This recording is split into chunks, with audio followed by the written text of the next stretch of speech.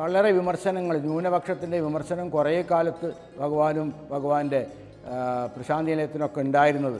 അതിൻ്റെയൊക്കെ മുന ഒടിച്ചുകൊണ്ട് ജാതിമത ഭേദമന്യേ ജനം പ്രശാന്തി നിലയത്തിലേക്ക് ഒഴുകി വരാൻ തുടങ്ങി. അതിനിടയിൽ മനോഹരമായൊരു ഗോപുരം, ഒരു വലിയ അമ്പലങ്ങളിലൊക്കെ കാണുന്ന മാതിരത്തെ ഒരു ഗോപുരം അപ്പോഴേക്ക് പണിത് കഴിഞ്ഞു. ആ ഗോപുരത്തിൻ്റെ അപ്പുറത്തുള്ള ആ റോട്ടിൽ കൂടെ വാഹനങ്ങൾ നിരനിരയായി ഒഴുകിയെത്തുന്നത് കാണുന്നത് സാധാരണ സംഭവമായിട്ട് മാറി. നല്ലൊരു ബസ് സ്റ്റാൻഡ്, KSRTCയുടെ ബസ്സുകളൊക്കെ നിരന്തരമായിട്ട് വരാൻ തുടങ്ങി. അതിന് പുറമേ പ്രശാന്തി നിലയത്തിൽ പ്രശാന്തി സായി നിലയം എന്ന് പറയുന്ന ഒരു ഒരു റെയിൽവേ സ്റ്റേഷൻ ഗവൺമെൻറ് അനുവദിച്ചു വന്നു. ലോകപ്രശസ്തമായിട്ടുള്ള ആ സൗജന്യ ചികിത്സ കൊടുക്കുന്ന ക്യാഷ് കൗണ്ടറുകളൊന്നും ഇല്ലാത്തതായിട്ടുള്ള ആധുനിക ചികിത്സാ സൗകര്യങ്ങളൊക്കെയുള്ള ലോകത്തിലെ ഏത് ആശുപത്രിയോടും കിടപിടിക്കാൻ കഴിയുന്ന സൂപ്പർ സ്പെഷ്യാലിറ്റി ആശുപത്രി ബാംഗ്ലൂരിലും പുട്ടപർത്തിയിലും പ്രവർത്തനം തുടങ്ങി. അപ്പോൾ അതനുസരിച്ച് പുറമേ നിന്നുള്ള ഡോക്ടർമാർക്കും ഒക്കെ വരാനായിട്ട്, വിദേശികൾക്കും വരാനായിട്ട് വലിയ വിമാനങ്ങൾ ഇറങ്ങാൻ കഴിയുന്നതായിട്ടുള്ള ഒരു വിമാനത്താവളം അവിടെ വന്നു. വലിയ വലിയ റോഡുകൾ നിർമ്മിക്കപ്പെട്ടു. സൗജന്യ വിദ്യാഭ്യാസം നൽകുന്ന ഒരു സത്യസായി ഹയർ ലേണിംഗ്, അതിൻ്റെ കോളേജുകൾ, പ്രൈമറി സ്കൂളുകൾ, ഈശ്വരാംബ സ്കൂള്, വിദ്യാർത്ഥികൾക്കുള്ള ഹോസ്റ്റലുകൾ, അവർക്കൊക്കെ വേണ്ടുന്ന ജിംനേഷ്യം, എല്ലാ സൗകര്യങ്ങളുമുള്ളൊരു ഇൻഡോർ സ്റ്റേഡിയം, മനോഹരമായിട്ടുള്ളൊരു നക്ഷത്ര ബംഗ്ലാവ്, ജപ്പാൻകാരുണ്ടാക്കിയിട്ടുള്ള അതിമനോഹരമായ ചൈതന്യജ്യോതി എന്നൊരു മ്യൂസിയം, ഗംഭീരമായിട്ടുള്ള യൂണിവേഴ്സിറ്റി കോംപ്ലക്സ്, ലോകപ്രശസ്തരായിട്ടുള്ള ക്രിക്കറ്റ് കളിക്കാർ ലോക സമാധാനത്തിനായി നടത്തിയ പ്രദർശന മത്സരം നടത്തിയ ഗംഭീരമായിട്ടുള്ള എത്രയോ ലക്ഷക്കണക്കിന് ആളെ കൊള്ളുന്നതായ ഹിൽവ്യൂ സ്റ്റേഡിയം, അതിന് തൊട്ട കുന്നിൻ്റെ മുകളിൽ ഭീമാകാരനായിട്ട് ആ പ്രദേശത്തെ മുഴുവൻ കാവൽ നിൽക്കുന്ന രീതിയിൽ നിൽക്കുന്ന ഭഗവാന്റെ സങ്കല്പത്തിന് വിധേയമായിട്ട് നിർമ്മിച്ചതായിട്ടുള്ള ഹനുമാൻ്റെ പ്രതിമ, അതിനടിയിലായിട്ട് ശിവനും കൃഷ്ണനും ഒക്കെയുള്ള വലിയ പ്രതിമകൾ, അതിനൊക്കെ അപ്പുറത്തായിട്ട്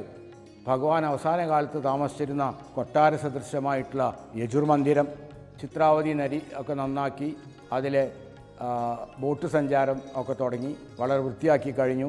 ചുരുക്കി പറഞ്ഞാൽ എല്ലാവരെയും ആകർഷിപ്പിക്കുന്ന, അമ്പരിപ്പിക്കുന്നതായിട്ടുള്ള വിസ്മയാവഹമായ രീതിയിൽ മാറിക്കഴിഞ്ഞു പുട്ടപർത്തി. ആധുനികമായ എല്ലാ സൗകര്യങ്ങളോടും കൂടി ആശ്രമത്തിന് പുറത്തും ഒരുപാട് മാറ്റങ്ങൾ വന്നു. വലിയ വലിയ കെട്ടിടങ്ങൾ വന്നു, വലിയ റെസ്റ്റോറൻറ്റുകൾ വന്നു, വലിയ വിൽപ്പനശാലകൾ വന്നു. ലോകത്തിൻ്റെ ഏത് ഭാഗത്തും കിട്ടുന്ന ഉപഭോഗ വസ്തുക്കളൊക്കെയും പുട്ടപർത്തിയിൽ കിട്ടാൻ തുടങ്ങി. അടുത്ത കാലത്തായിട്ട് പുട്ടപർത്തിയും സമീപ പ്രദേശങ്ങളെയും ചേർത്തിക്കൊണ്ട് ആന്ധ്ര സംസ്ഥാനത്തിൽ ശ്രീ സത്യസായി ജില്ല എന്നൊരു ജില്ല നിലവിൽ വന്നു. അതിൻ്റെ ആസ്ഥാനം പ്രശാന്തി നിലയം ടൗൺഷിപ്പിലാണ്. പ്രശാന്തി നിലയം ഇപ്പോൾ ഒരു തേനീച്ചക്കൂട് പോലെയായി, വളരെയധികം തിരക്കായി. ഇപ്പോൾ ഭഗവാന്റെ ആ ദിവ്യപ്രഭാവം എല്ലാ സീമകളെയും എല്ലാ അതിരുകളെയും ലംഘിച്ചുകൊണ്ട് ലോകത്തിൻ്റെ എല്ലാ ഭാഗത്തും നിറഞ്ഞിരിക്കുകയാണ്. പ്രത്യേകിച്ച് ഭഗവാന്റെ വിസ്മയാവഹമായ കുടിവെള്ള പദ്ധതി ഇന്ന് ലോകത്തെ മുഴുവൻ അമ്പരിപ്പിച്ചിരിക്കുകയാണ്. ഇവ കമ്മ്യൂണിസ്റ്റ് രാഷ്ട്രങ്ങളിൽ പോലും ഭഗവാന്റെ പ്രവർത്തനങ്ങൾ നടന്നുകൊണ്ടിരിക്കുന്നു. 2 ലോകമഹായുദ്ധങ്ങളുടെ നടുവിൽ ലോകം മുഴുവൻ വളരെ ബുദ്ധിമുട്ടനുഭവിക്കുന്ന സമയത്ത് ഭാരതത്തിലെ ഏറ്റവും താണു നിൽക്കുന്നതായിട്ടൊരു ഗ്രാമത്തിൽ, ഒരു സാധു കുടുംബത്തിൽ ജനിച്ച് വെറും 8ാം ക്ലാസ് വരെ മാത്രം വിദ്യാഭ്യാസമുള്ളതായിട്ടുള്ള ഒരു വ്യക്തിക്ക് ഇത്രയും കുറഞ്ഞ സമയം കൊണ്ട് ഇതിനെ മുഴുവൻ എങ്ങനെയാണ് മാറ്റിമറിച്ചിട്ട് ഈ പ്രദേശത്തെ ലോകത്തിൻ്റെ ഭൂപടത്തിൽ അടയാളപ്പെടുത്താൻ സാധിച്ചു എന്നുള്ളത് വളരെ അമ്പരിപ്പിക്കുന്നതായ, അല്ലെങ്കിൽ ചിന്തിപ്പിക്കുന്നതായിട്ടുള്ള ഒരു വിഷയമാണ്. അതിന് കാരണം ഭഗവാൻ അവതാരസ്വരൂപനായ തന്നെ ഭഗവാന്റെ വജ്രസങ്കല്പം, ദൃഢനിശ്ചയം, നിരതിശയമായിട്ടുള്ള കർമ്മവൈഭവം, ഏറ്റവും പ്രധാനമായിട്ട് ദൈവികമായിട്ടുള്ള പ്രേമം, തൻ്റെ അടുത്ത് വരുന്നവരിലേക്ക് ആ ദിവ്യപ്രേമം ചുരുത്തിക്കൊണ്ട് അവരിലൂടെ തൻ്റെ ആ ദിവ്യപ്രഭാവത്തെ ലോകത്തിൽ മുഴുവൻ വ്യാപിപ്പിച്ച ഒരു അവതാര സ്വരൂപനായിരുന്നു സ്വാമി എന്നുള്ളത് കൊണ്ടാണ് ഇങ്ങനെ ഒരു വലിയ മാറ്റം ഈ പ്രദേശത്തിന് ഉണ്ടായത്. ലോകജനതയുടെ ഏകത എന്ന മഹത്തായ ആശയത്തിന് വേണ്ടിയിട്ട് തൻ്റെ അവതാരകാലത്ത്